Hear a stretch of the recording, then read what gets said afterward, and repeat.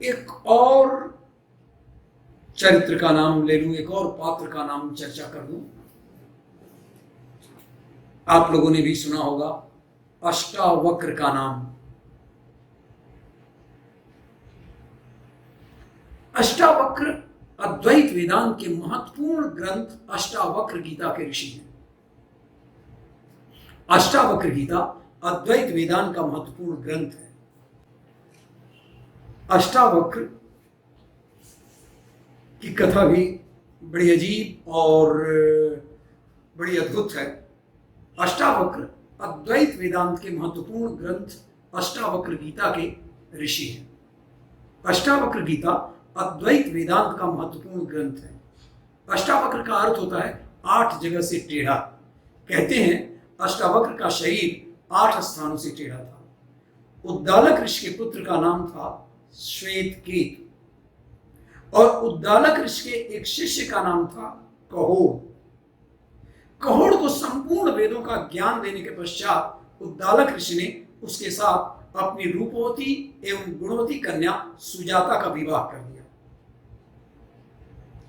कुछ दिनों के बाद सुजाता गर्भवती हो गई। एक दिन कहोड़ वेद पाठ कर रहे थे तो गर्भ के भीतर से ही बालक ने कहा, पिताजी आप गलत वेद का पाठ कर रहे हैं।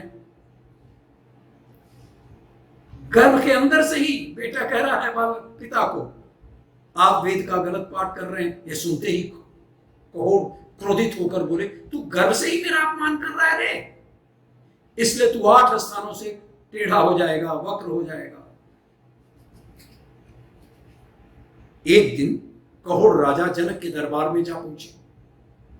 वहां पर आचार्य से शास्त्रार्थ में उनकी हार हो गई। आचार्य को बंदी भी कहते हैं। जनक के दरबार में आचार्य को बंदी भी कहा जाता था।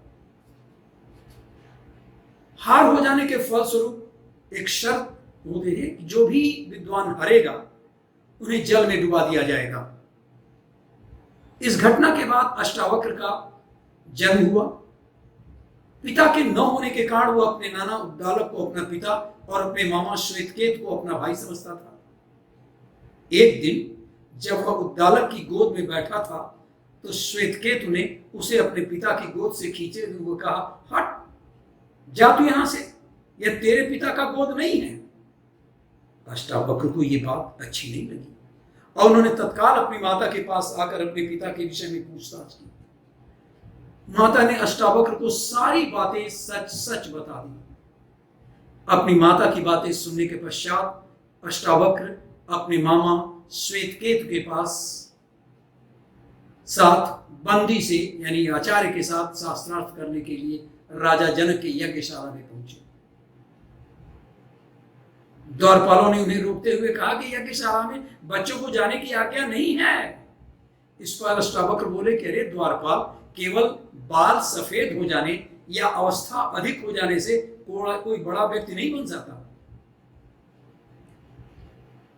जाति से वेदों का ज्ञान हो और जो बुद्धि में तेज हो वही वास्तव में बड़ा होता है। इतना कहकर वे राजा जनक की सभा में पहुंच गए और उस आचार्य को शास्त्रार्थ के लिए ललकारा। राजा जनक ने अष्टावक्र की परीक्षा लेने के लिए पूछा, अच्छा ये बताओ वह पुरुष कौन है जो 30 अवयव, 12 अंश, 24 पर्व और 360 अक्षरों वाली वस्तु का ज्ञानी है। राजा जनक के प्रश्न को सुनते ही अष्टावक्र बोले कि राजन, 24 पक्षों वाला, 6 ऋतुओं वाला, 12 महीनों वाला तथा 360 दिनों वाला संवत्सर आपकी रक्षा करे। अष्टावक्र का सही उत्तर सुनकर राजा जनक ने फिर प्रश्न किया, अच्छा अब ये बताओ वह कौन है जो सुप्तावस्था में भी अपनी आंख बंद नहीं रखता, जन्म लेने के उपरांत भी चलने में कौन असमर्थ रहता है, कौन हृदय विहीन है और शीघ्रता से बढ़ने वाला कौन है। अष्टावक्र ने उत्तर दिया, हे जनक, सुप्तावस्था में मछली अपनी आंखें बंद नहीं रखती, जन्म लेने के उपरांत भी अंडा चल नहीं सकता और पत्थर हृदयहीन होता है और वेग से बढ़ने वाली नदी होती है। अष्टावक्र के उत्तरों को सुनकर राजा जनक प्रसन्न हो गए और उन्हें बंदी के साथ शास्त्रार्थ करने की अनुमति प्रदान कर दी। बंदी ने अष्टावक्र से कहा कि एक सूर्य सारे संसार को प्रकाशित करता है, देवराज इंद्र एक ही वीर है तथा जमराज भी एक है। अष्टावक्र बोले कि इंद्र और अग्निदेव दो देवता हैं, नारद तथा पर्वत दो देवर्षि हैं, अश्विनी कुमार भी दो ही हैं, रथ के दो पहिए होते हैं और पथ पत्नी दो सहचर होते हैं। बंदी ने कहा, संसार तीन प्रकार से जन्म धारण करता है। कर्मों का प्रतिपादन तीन वेद करते हैं, तीनों काल में यज्ञ होता है तथा तीन लोक और तीन ज्योतियां हैं। अष्टावक्र बोले, आश्रम चार हैं, वर्ण चार हैं, दिशाएं चार हैं और ओंकार, आकार, उकार तथा मकार ये वाणी के प्रकार भी चार हैं। बंदी ने कहा, यज्ञ पांच प्रकार के होते हैं। यज्ञ की अग्नि पांच है, ज्ञानेंद्रियां पांच हैं, पंच दिशाओं की अप्सराएं पांच हैं, पवित्र नदियां पांच हैं तथा पंक्ति छेद में पांच पद होते हैं।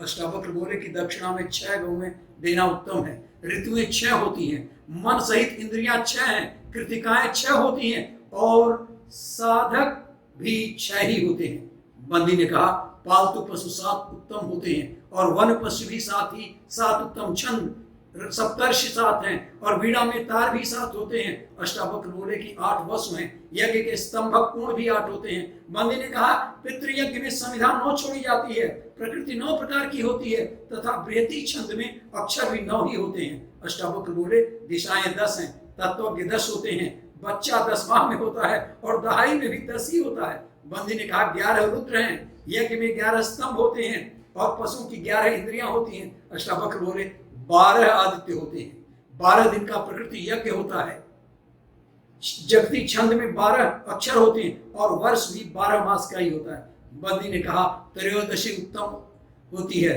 पृथ्वी पर 13 द्वीप हैं और उसकी अगली पंक्ति भूल गए। इतना कहते कहते बंदी चुप हो गए, शांत हो गए। इस पर अष्टावक्र ने उस श्लोक को पूरा करते हुए कहा कि वेद में 13 अक्षर वाले छंद अति छंद कहलाते हैं और अग्नि, वायु तथा सूर्य तीनों 13 दिन वाले यज्ञ में व्याप्त होते हैं। इस प्रकार शास्त्रार्थ में बंदी की हार हो जाने पर अष्टावक्र ने कहा, राजन ये हार गया है, आचार्य हार गए हैं, अतएव इन्हें भी जल में डुबा दिया जाए शर्तानुसार।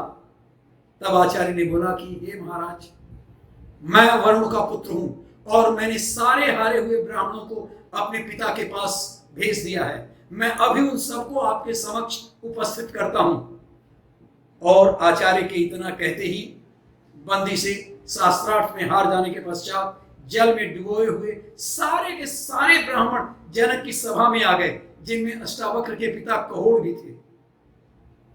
अष्टावक्र ने अपने पिता के चरण स्पर्श किए और तब कहोड़ ने प्रसन्न होकर के कहा कि पुत्र, तुम जाकर समंगा नदी में स्नान करो, उसके प्रभाव से तुम मेरे शाप से मुक्त हो जाओगे। तब अष्टावक्र ने इस स्थान में आकर समंगा नदी में स्नान किया और उसके सारे के सारे टेढ़े अंग, वक्र अंग सीधे हो गए थे। और यह थी अष्टावक्र की कथा।